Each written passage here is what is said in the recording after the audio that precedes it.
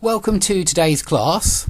I decided to just have a look at Fight Club and analyse some of the grammar. I haven't prepared any of this, so I'm just going to do this off the cuff. Yeah, it means without preparation. And I wanted to show you that Fight Club is similar to the other great books that we've been looking at, in that he uses a lot of rhetorical devices, and there are some really interesting things that he does with the language. So let's have a look at some of those. So first thing you ought to notice about Fight Club, or I think it really stands out, is how many times he mentions Tyler. Right from the beginning, we get Tyler gets me a job as a waiter. After that, Tyler's pushing a gun in my mouth. And then we get Tyler and I.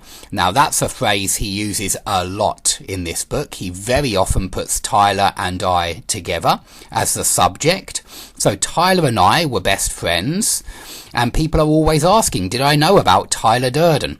So clearly Tyler is the main protagonist in this story. He's mentioned him 4 times in the very first short paragraph, and he goes on to say Tyler says, and you get Tyler says down here, and you get Tyler here. You get an awful lot of Tyler throughout the whole story, and the same on the next page that we'll have a quick look at in a moment.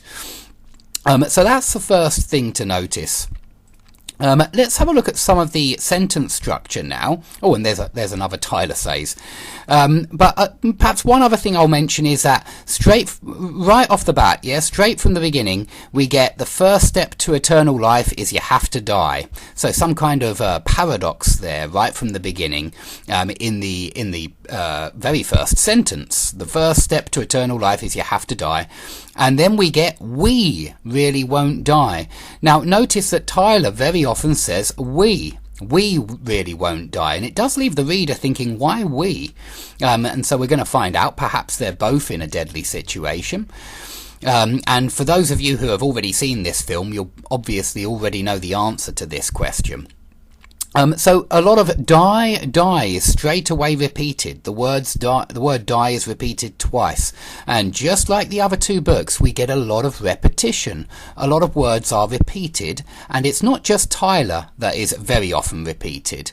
There are other words which are repeated. So let's have a look at this next paragraph here. So we've got with my tongue, which is repeated in a second. We get tongue again. Lost that for the moment, but let's carry on. With my tongue I can feel the silencer holes that we drilled into the barrel of the gun. Most of the noise a gun makes is expanding gases, and there's a tiny sonic boom a bullet makes because it travels so fast. To make a silencer, now this is the second time we've said silencer. Yes, silencer holes. Now we're talking about silencer. You need to drill holes in the barrel of a gun mentioned for the first time, and that's a lot of holes. Yeah, so we get holes mentioned for the second or third time already.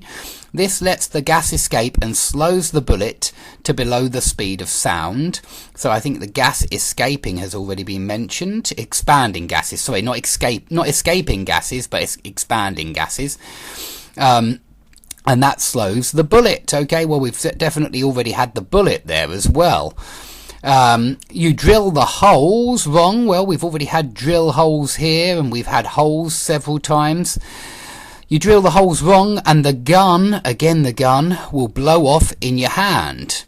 This isn't really death. So again, we get death mentioned after die and die. So I hope that can show you that here the author is certainly using repetition, and a lot of repetition in that one of the early paragraphs. And here's where tongue is mentioned again. I tongue the barrel into my cheek. We just mentioned tongue up here. With my tongue, I can feel the silencer holes.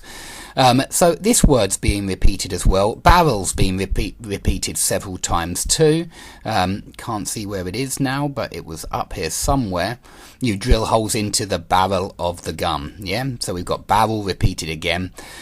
I tongue the barrel into my cheek and say, comma, but no speech marks, and that comma is a direct speech comma. Now we got exactly the same in the first sentence before this, the first step. Now I think this is a little clue here that he's not actually saying anything, not aloud anyway, because when you say something aloud you have speech marks around what you say.